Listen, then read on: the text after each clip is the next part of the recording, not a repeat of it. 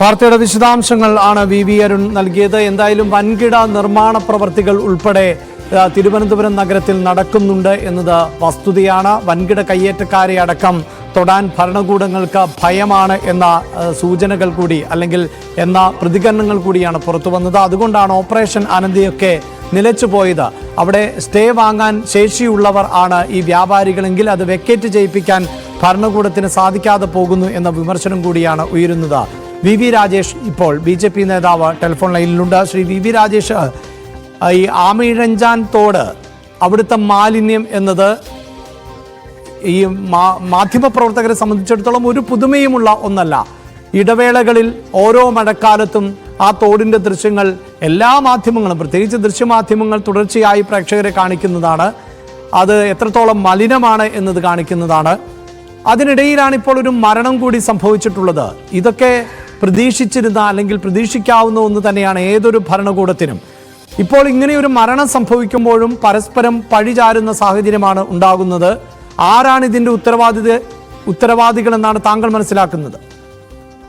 അതായത് നമുക്ക് ജോയിയുടെ മരണത്തിന് ജോയിയുടെ കുടുംബത്തോടും നാടിനോടും ഒപ്പം നമ്മളൊക്കെ തന്നെ വേദന പങ്കുവയ്ക്കുമ്പോഴും ഒരു പൊതുപ്രവർത്തകൻ എന്ന നിലയിൽ എന്റെ ഉള്ളിൽ ഉണ്ടാകുന്ന ആശങ്ക, ഇപ്പൊ തിരുവനന്തപുരത്ത് ഒരുപാട് കാലമായി പൊതുപ്രവർത്തനം നടത്തുന്ന ഒരു വ്യക്തി എന്നുള്ള നിലയ്ക്ക് എന്റെ ഉള്ളിലുള്ള ആശങ്ക, ഓരോ ദിവസവും തിരുവനന്തപുരത്ത് വർദ്ധിച്ചുകൊണ്ടിരിക്കുന്ന ഈ മാലിന്യ കൂമ്പാരവും അതോടൊപ്പം തന്നെ തിരുവനന്തപുരത്തെ നദികളൊക്കെ തന്നെ ഈ മാലിന്യ കൂമ്പാരം കൊണ്ട് രോഗാണുവാഹകരായി മാറുകയും ചെയ്യുന്ന ഒരു സാഹചര്യമാണ്.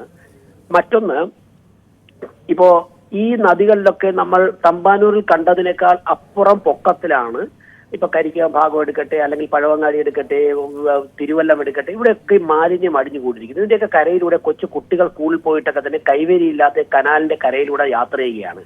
വളരെ വലിയൊരു ആശങ്കയിലാണ്. സത്യത്തിൽ ആയുസിന്റെ ബലം കൊണ്ടാണ് ഇവിടെ പലരും ജീവിച്ചു പോകുന്നത്.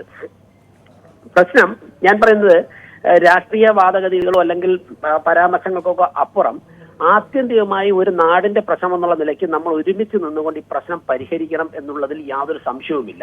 അതിന് തിരുവനന്തപുരം കോർപ്പറേഷനിലെ പ്രതിപക്ഷ പാർട്ടി എന്നുള്ള നിലയ്ക്ക്, കേന്ദ്രം ഭരിക്കുന്ന പാർട്ടി എന്നുള്ള നിലയ്ക്ക് ഞങ്ങൾ ക്രിയാത്മകമായ എല്ലാ പിന്തുണയും ഞങ്ങൾ വാഗ്ദാനം ചെയ്യുകയാണ്. ഇനി വിഷയത്തിലേക്ക് കടന്നാൽ, ഇപ്പോൾ ബഹുമാനപ്പെട്ട മന്ത്രി ശ്രീ വി ശിവൻകുട്ടി, അദ്ദേഹം തിരുവനന്തപുരം കോർപ്പറേഷൻ മേയർ ആയിരുന്നപ്പോൾ മുതൽ, അതിനു മുമ്പുള്ള കാര്യങ്ങൾ കൂടുതൽ പറയാൻ എനിക്കറിയില്ല, മേയർ ആയിരുന്ന കാലം മുതലുള്ള മാലിന്യ സംസ്കരണവുമായി ബന്ധപ്പെട്ട് നടത്തിയ പദ്ധതികൾ പരിശോധിക്കണം. ആദ്യം കോർപ്പറേഷന് വേണ്ടത് ഒരു നയമാണ്. ഒന്നുകിൽ സെൻട്രലൈസ്ഡ് മാലിന്യ വേസ്റ്റ് മാനേജ്മെന്റ് സിസ്റ്റം, അല്ലെങ്കിൽ ഡീസെൻട്രലൈസ്ഡ് സിസ്റ്റം. ഇത് രണ്ടും പരീക്ഷിച്ചു നോക്കി, രണ്ടും പരാജയമാണ്. സെൻട്രലൈസ്ഡ് സിസ്റ്റം ആയിരുന്നല്ലോ വിളപ്പിൽ ശാലയിൽ, അത് അമ്പേ പരാജയം, കോടിക്കണക്കിന് രൂപ പല വഴിക്കും മറിഞ്ഞുപോയി. പലരും ആ പണം കൊണ്ടുപോയി അവിടുത്തെ ഒരു നാടിനെ ദുരന്തത്തിലാക്കി. ഹൈക്കോടതി വിധിയെ ജനങ്ങൾ മാനിച്ചില്ല. അവസാനം തിരുവനന്തപുരം കോർപ്പറേഷന് എല്ലാ പഴിയുമായി പ്രശ്നം പരിഹരിച്ചില്ല. പ്രശാന്ത് ഉൾപ്പെടെ വന്നപ്പോഴേക്കും, അല്ലെങ്കിൽ ചന്ദ്രിക ഇങ്ങനെയൊക്കെയുള്ള മേയർമാരൊക്കെ വന്നപ്പോഴേക്കും ഡീസെൻട്രലൈസ്ഡ് സിസ്റ്റം, അതായത് പൈപ്പ് കമ്പോസ്റ്റ്, കിച്ചൺ ബിൻ, ഇങ്ങനെ കുറെ കാര്യങ്ങൾ കൊണ്ടുവന്നു. അതും അമ്പേ മുടങ്ങി. ഇപ്പൊ എന്താ ചെയ്യുന്നത്? ന്യൂസ് 18 ഉൾപ്പെടെ പല മാധ്യമങ്ങളും പറഞ്ഞതുപോലെ ഇപ്പോ ഞാനിപ്പോ അതിനകത്തുള്ള കൗൺസിലറും കൂടെ ആയതുകൊണ്ട് എനിക്ക് കുറച്ച് കൂടുതൽ കാര്യങ്ങൾ അറിയാം. ഒരു 400-450 ടൺ വേസ്റ്റ് ആണ് ഒരു ദിവസം തിരുവനന്തപുരം ജനറേറ്റ് ചെയ്യുന്നത്, തിരുവനന്തപുരം നഗരപരിധിയിൽ ഉണ്ടാകുന്നത്. ഈ 400-450 ടൺ വേസ്റ്റിൽ ഭക്ഷ്യ വേസ്റ്റ് ഉണ്ട്, ഇറച്ചി മാലിന്യമുണ്ട്, വേസ്റ്റ് ഉണ്ട്, പ്ലാസ്റ്റിക് ഉണ്ട്, ഇങ്ങനെയൊക്കെയുള്ള പലതും ഉണ്ടല്ലോ. നമ്മൾ എല്ലാവരും കൂടി ഒരു അന്വേഷണം നടത്തേണ്ടത് ഈ 450 ടൺ മാലിന്യം എവിടേക്കാണ് പോകുന്നത്? ഇതിൽ ഞാൻ എല്ലാ മാധ്യമങ്ങളിലും പറയുന്ന ഏറ്റവും അപകടകരമായ ഒരു സംഗതി, തിരുവനന്തപുരം ഹോട്ടലുകളിലെ, കല്യാണ മണ്ഡപങ്ങളിലെയും മാളുകളിലെയും വേസ്റ്റ് തിരുവനന്തപുരം കോർപ്പറേഷൻ കേന്ദ്രീകരിച്ചിട്ടുള്ള ഒരു 10-15, ഞാൻ ആ വാക്ക് ഉപയോഗിക്കുന്നു, മാഫിയ സംഘങ്ങളുണ്ട്. അവർ അവിടുത്തെ വേസ്റ്റ് എടുക്കുന്നത് പകുത്തെടുത്തിരിക്കുകയാണ്. അതായത് ഓരോ സ്ഥാപനത്തിൽ നിന്നും 1 കിലോയ്ക്ക് 7 രൂപ മുതൽ 15 രൂപ വരെ, വിവാഹമൊക്കെ ഉണ്ട ദിവസങ്ങളിൽ അവർ 15 രൂപ വരെ വാങ്ങിക്കാറുണ്ട്. ഒരു കല്യാണ മണ്ഡപം അല്ലെങ്കിൽ ഹോട്ടലിൽ നിന്നും 1 കിലോ വേസ്റ്റ് അവരെടുക്കുമ്പോൾ ആ സ്ഥാപനം 15 രൂപ അല്ലെങ്കിൽ ഒരു 7 രൂപ അവർക്ക് കൊടുക്കണം. അങ്ങനെ ഒരു ദിവസം 1 ലക്ഷം രൂപ, 1.5 ലക്ഷം രൂപയുടെ വേസ്റ്റ് ആണ് ഇവരെടുക്കുന്നത്. ഇതെന്താണ് ചെയ്യുന്നത്? ഇതവർ കൊണ്ടുപോകുന്നത് തമിഴ്നാട് ബോർഡറിലുള്ള, കേരള തമിഴ്നാട് ബോർഡറിൽ തമിഴ്നാട്ടിൽ പ്രവർത്തിക്കുന്ന പന്നി ഫാമുകളിലേക്കാണ്. ഈ പന്നി ഫാമുകൾ നല്ലൊരു ശതമാനം ലൈസൻസ് ഇല്ലാതെയാണ് പ്രവർത്തിക്കുന്നത്. പിന്നെ ഈ കുറ്റിച്ചൽ, കാട്ടാക്കട പ്രദേശത്തൊക്കെയുള്ള ചില ലൈസൻസ് ഇല്ലാത്ത പന്നി ഫാമുകളിലും കൊണ്ടുപോകും. അപ്പൊ ഈ പന്നി ഫാമുകളിലേക്ക് കൊണ്ടുപോയതിനു ശേഷം അത് കുറെ മാത്രമേ അവിടെ ഒരു 20-30% അവിടെ ചിലവാകുകയുള്ളൂ. അത് തന്നെ തമിഴ്നാട്ടിലെ ചെക്ക് പോസ്റ്റ്, ബോർഡറിലെ ചെക്ക് പോസ്റ്റിലെ ഉദ്യോഗസ്ഥന്മാർക്ക് കൈക്കൂലിയാണ് കൊണ്ടുപോകണം. കാരണം തമിഴ്നാട് ഹൈക്കോടതിയുടെ ഒരു വിധിയുണ്ട്, കേരളത്തിലെ വേസ്റ്റ് അല്ലെങ്കിൽ മറ്റുള്ള സ്ഥലങ്ങളിലെ വേസ്റ്റ് തമിഴ്നാട്ടിൽ കൊണ്ടുചെല്ലരുതെന്നും. അപ്പോൾ ഈ പന്നിക്ക് പനിയൊക്കെ പിടിച്ച് ചാവുന്ന അവസരങ്ങളിൽ പന്നി ഇല്ലാതെ വരുന്ന സമയത്ത് ഈ വേസ്റ്റ് മുഴുവൻ വീണ്ടും ഇവിടെ കെട്ടിക്കിടക്കും.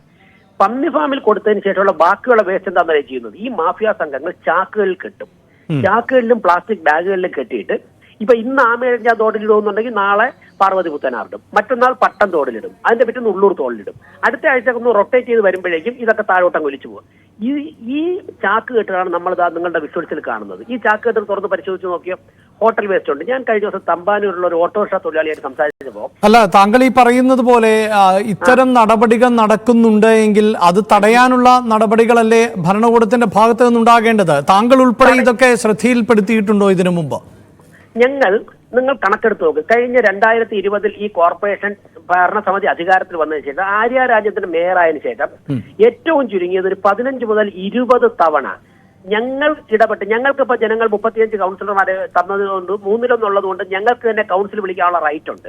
മീൻസ് ഞങ്ങൾക്ക് തന്നെ അപേക്ഷ കൊടുക്കാം. ഞങ്ങൾ കൊടുത്തു കഴിഞ്ഞാൽ പ്രതിപക്ഷം കൊടുത്ത് 33% 1/3 ഉണ്ടെന്നുണ്ടെങ്കിൽ വിളിച്ചു വെക്കുള്ളൂ. ഞങ്ങൾ 15 മുതൽ 20 വരെ തവണ സ്പെഷ്യൽ കൗൺസിൽ യോഗം മാലിന്യ പ്രശ്നം ചർച്ച ചെയ്യാൻ വേണ്ടി മാത്രം വിളിച്ചിട്ടുണ്ട്. ഈ മേയർ എന്താ ചെയ്യുന്നത്? ഞാൻ ഒന്നുകൂടെ പറഞ്ഞോട്ടെ. ഇത്രയും ഗൗരവമായ വിഷയങ്ങൾ ചർച്ച ചെയ്യാൻ വേണ്ടി ഞങ്ങൾ സ്പെഷ്യൽ കൗൺസിൽ യോഗം വിളിക്കുമ്പോൾ മേയർ ചെയ്യുന്നത് 4 മണിക്കാണ് സമയം വയ്ക്കുന്നത്. അതായത് 6 മണി കൊണ്ട് കൗൺസിൽ അവസാനിപ്പിക്കണം. 4 മണിക്ക്, രാവിലെ ഒരു 10 മണിക്ക് വെച്ച് 2-3 മണിക്കൂർ സജീവമായിട്ട് ചർച്ച ചെയ്ത് ഈ വിഷയങ്ങൾ എല്ലാവരുടെയും ഇടപെടലോട് പരിഹരിക്കണ്ടേ? അതിന് പകരം 4 മണിക്ക് കൗൺസിൽ യോഗം വെച്ച് ഒരു 5:30-5:45 അവസാനിപ്പിക്കുക. അതായത് ഈ വിഷയങ്ങൾ പോലും ചർച്ച ചെയ്യാൻ അവർ തയ്യാറാവില്ല. കാരണം ഞാൻ നേരത്തെ പറഞ്ഞ പല മാഫിയകളും ഇവരുടെ ഒത്താശയോടെ പ്രവർത്തിക്കുന്നു. ഇനി ഒരൊറ്റ പോയിന്റ് പറഞ്ഞുകൊണ്ട് അവസാനിപ്പിക്കാം. താങ്കൾ ഒരു കാര്യം, അതായത് താങ്കൾ ഈ മാഫിയകളെ കുറിച്ച് സൂചിപ്പിച്ചത് കൊണ്ട് തന്നെയാണ് നേരത്തെ ശ്രീ ജിജി തോംസൺ ഞങ്ങൾക്ക് നൽകിയ അഭിമുഖത്തിൽ പറയുന്നത് ഓപ്പറേഷൻ അനന്ത പോലെയുള്ള പദ്ധതികളുമായി മുന്നോട്ട് പോയിരുന്നു. അദ്ദേഹം ചീഫ് സെക്രട്ടറി ആയിരുന്നു എന്ന് താങ്കൾക്കറിയാം. അദ്ദേഹത്തിന്റെ ഭരണകാലഘട്ടത്തിൽ അല്ലെങ്കിൽ അദ്ദേഹം ഉദ്യോഗസ്ഥനായിരുന്ന കാലഘട്ടത്തിൽ അതെന്തുമായിക്കൊള്ളട്ടെ, ഈ നഗരങ്ങളെ സംബന്ധിച്ചിടത്തോളം ഈ മാലിന്യങ്ങൾ നീക്കം ചെയ്യുന്നതിന് കൃത്യമായ പദ്ധതികൾ വേണം. അതിന് പല പേര് പല ഭരണകൂടങ്ങൾ നൽകട്ടെ. പക്ഷേ ഈ വൻകിട കയ്യേറ്റങ്ങൾ നഗരത്തിൽ നടക്കുമ്പോൾ അതിനെ ചെറുത്തു തോൽപ്പിക്കാൻ ഒരു ഭരണകൂടങ്ങൾക്കും സാധിക്കുന്നില്ല. ഏതെങ്കിലും രാഷ്ട്രീയ പാർട്ടികളും അവിടെയൊന്നും ഈ പ്രതിഷേധമോ വിയോജിപ്പോ ആയി വരാറില്ല. അദ്ദേഹം ചില പേരുകളടക്കം, ഇപ്പോൾ ബിജു രമേശിന്റെ പേരാണ് അദ്ദേഹം സൂചിപ്പിച്ചത്.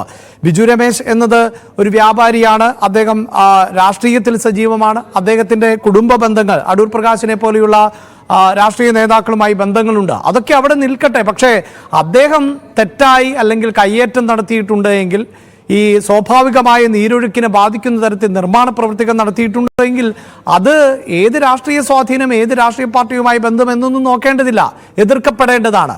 അങ്ങനെ എതിർക്കപ്പെടുന്നില്ല, അതിനെ ചോദ്യം ചെയ്യാൻ ഒരു രാഷ്ട്രീയ പാർട്ടികളും തയ്യാറാകുന്നില്ല എന്ന വിമർശനം കൂടിയാണ് ഉന്നയിക്കപ്പെടുന്നത്. ഞാനൊരു കാര്യം സൂചിപ്പിക്കട്ടെ.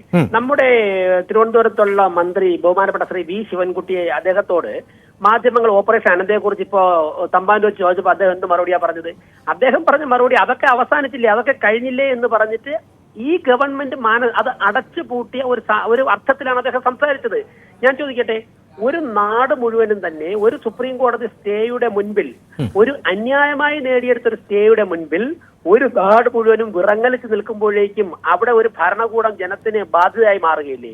തിരുവനന്തപുരം കോർപ്പറേഷൻ ഈ മാലിന്യ പ്രശ്നം പരിഹരിക്കേണ്ട പ്രഥമ ഡ്യൂട്ടി അവർക്കാണ്. അവർ എന്തുകൊണ്ട് ഈ സുപ്രീം കോടതിയിൽ പോയിട്ട് സ്റ്റേ വെക്കേറ്റ് ചെയ്യാൻ ശ്രമിച്ചില്ല? 10 വർഷം കൊണ്ട് ഈ കോർപ്പറേഷൻ ഭരണസമിതിയെ പിന്തുണയ്ക്കുന്ന ഗവൺമെന്റല്ലേ ഇവിടെ ഭരിക്കുന്നത്? ഈ സംസ്ഥാന സർക്കാർ എന്തുകൊണ്ട് ഒരു വെക്കേറ്റ് ചെയ്യാൻ വേണ്ടി ഒരു പരിശ്രമം പോലും നടത്തിയിട്ടില്ല? അതാണ് ശ്രീ വി വി രാജേഷ്, അതായത് ഇത് ഭരണകൂടം ഒത്തുകളിക്കുകയാണോ എന്നുള്ളതാണ് ഇവർക്ക് വേണ്ടി. ഞാൻ അവിടെയാണ് അതായത് ഇപ്പൊ താങ്കൾ പറഞ്ഞത് ഒരു മാക്രോ ഒരു ഇതിലെ ഏറ്റവും പ്രധാനപ്പെട്ട ഈ പ്രശ്നം പരിഹരിക്കാനുള്ള ഒരു ചോദ്യമാണ് താങ്കൾ ചോദിച്ചത്. ഞാൻ കൃത്യമായിട്ട് എന്റെ നിലപാട് ഞാൻ പറഞ്ഞു കഴിഞ്ഞു. ചെയ്യേണ്ടത് ഗവൺമെന്റ് ആണ്. ഞങ്ങൾക്ക് സമരം ചെയ്യാൻ മാത്രമല്ല ഇവിടെ സാധിക്കുള്ളൂ തൽക്കാലം. പിന്നെ കേന്ദ്രത്തിനെ കൊണ്ട് ഫണ്ട് അനുവദിക്കുക. ഇനി ഇതിന്റെ തുടക്കത്തിലൊരു ചെറിയൊരു കാര്യം നേരത്തെ ചോദ്യമായിട്ട് കണക്ട് ചെയ്ത് താങ്കൾ എന്നോട് ചോദിച്ചല്ലോ, ഈ മാഫിയകൾ ഇങ്ങനെയൊക്കെ എടുക്കുന്നുണ്ട്, ഇടപെടേണ്ടതെന്നൊക്കെ. അതിൽ കോർപ്പറേഷൻ തന്നെ അഴിമതിക്കാരായ ഉദ്യോഗസ്ഥന്മാരുണ്ടെങ്കിലും ഒരുപാട് സത്യസന്ധരായ ഉദ്യോഗസ്ഥന്മാരുണ്ട്. കഴിഞ്ഞ ഒരു 5-6 മാസം മുമ്പ് ന്യൂസ് 18 ഞങ്ങളോടൊപ്പം ഒന്ന് സഹകരിച്ചാൽ ഞങ്ങൾ അതിന്റെ എവിഡൻസ് ഉൾപ്പെടെ കോർപ്പറേഷനിൽ തരാൻ തയ്യാറാണ്. 5-6 മാസങ്ങൾക്ക് മുമ്പ് ഒരു ഓട്ടോറിക്ഷയിൽ ഇതുപോലെ തന്നെ ഫുഡ് വേസ്റ്റ് കൊണ്ടുവന്ന് ചാക്ക ഭാഗത്ത് രാത്രിയിൽ റോഡിൽ തള്ളിയിട്ട് പോയൊരു സംഘത്തിനെ കോർപ്പറേഷനിലെ എൻഫോഴ്സ്മെന്റ് ഉദ്യോഗസ്ഥർ പിടിച്ചു. കോർപ്പറേഷനിലെ സ്ക്വാഡ് പിടിച്ചു. ഈ ഓട്ടോയും സീസ് ചെയ്ത് അവർ കോർപ്പറേഷനിൽ കൊണ്ടിട്ടു. പിറ്റേ ദിവസം രാവിലെ തിരുവനന്തപുരം കോർപ്പറേഷൻ മേയറുടെ ഒത്താശയോടെ ഇവിടുത്തെ ഹെൽത്ത് സ്റ്റാൻഡിംഗ് കമ്മിറ്റി ചെയർപേഴ്സൺ, ആരോഗ്യ സ്റ്റാൻഡിംഗ് കമ്മിറ്റി ചെയർപേഴ്സൺ വന്നിട്ട് ഈ ഓട്ടോറിക്ഷയ്ക്ക് ഒരു ഫൈൻ പോലും അടിക്കാതെ, അത് ഞങ്ങളുടെ പാർട്ടിയുമായിട്ട് ബന്ധപ്പെട്ട ഒരു പാവപ്പെട്ട കുടുംബത്തിലെ ഓട്ടോറിക്ഷയാണെന്ന് പറഞ്ഞിട്ട് ഒരു ഫൈൻ പോലും അടിക്കാതെ ആ ഓട്ടോറിക്ഷയെ നിരുപാധികം വിട്ടുകൊടുത്തു. എന്നിട്ട് ഈ ഉദ്യോഗസ്ഥരോട് കയർത്ത് സംസാരിക്കുന്ന ഒരു സാഹചര്യം ഉണ്ടായി. ഇത് ഉത്തരവാദിത്തോടെ ഞാൻ പറയുന്നത് ന്യൂസ് 18 അന്വേഷിച്ചു നോക്കണം. ഞാൻ ചോദിക്കട്ടെ, ഏതെങ്കിലും ഉദ്യോഗസ്ഥർ ഇങ്ങനെ ഒരു പീഡനം അനുഭവിച്ചാൽ പിടിക്കാൻ തയ്യാറാവുമോ? അവിടെയാണ് ഞാൻ പറഞ്ഞത്, ഈ മാഫിയകൾ മാസാമാസം CPM-നും ഭരിക്കുന്ന നേതാക്കന്മാർക്കും അതിന്റെ വിഹിതം കൊടുക്കുന്നത് കൊണ്ടാണ് ഈ മാലിന്യ പ്രശ്നത്തിന് പരിഹാരം കണ്ടെത്താൻ വേണ്ടി അവർക്ക് സാധിക്കാത്തത്. മറ്റൊന്ന് പൊളിറ്റിക്കൽ വിൽ പവറിന്റെ ഒരു കുറവ്. ശരി, വളരെയധികം നന്ദി ശ്രീ വി രാജേഷ് ഞങ്ങളോട് പ്രതികരിച്ചത്. എന്തായാലും ഗുരുതരമായ ആരോപണം ഉന്നയിക്കുന്നത് ഈ